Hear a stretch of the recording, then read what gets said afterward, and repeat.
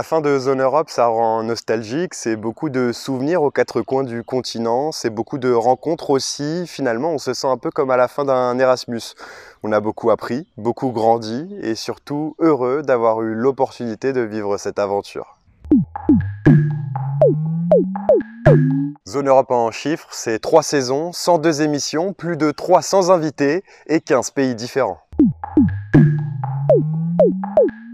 Une émission sur l'Europe a tout son sens dans un média local pour 3 raisons. D'abord parce que les politiques décidées à Bruxelles ou à Strasbourg ont ensuite un impact au niveau local, l'environnement, l'agriculture, l'immigration, les traités de libre-échange par exemple. Ensuite parce que l'argent européen permet de financer des projets locaux, c'est donc important de faire connaître les différentes possibilités de subventions pour les associations ou les entreprises locales. Et enfin, cela permet de s'inspirer de ce que font nos voisins pour connaître les idées qui fonctionnent et identifier les meilleures solutions pour répondre aux problèmes.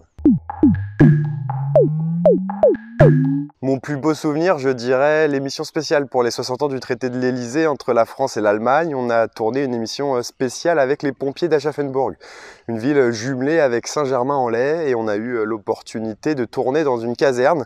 C'est quelque chose de très rare, et d'organiser un shooting photo avec le photographe des dieux du stade, Fred Goudon. C'était vraiment une belle journée.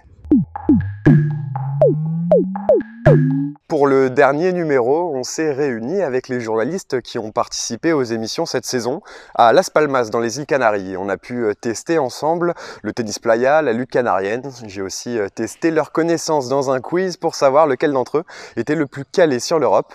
Mais tout ça, ça se passe dans la dernière émission avec Nicolas Kirillovitz, Matt Finance, Julien Frénois et Mathis Godefroy.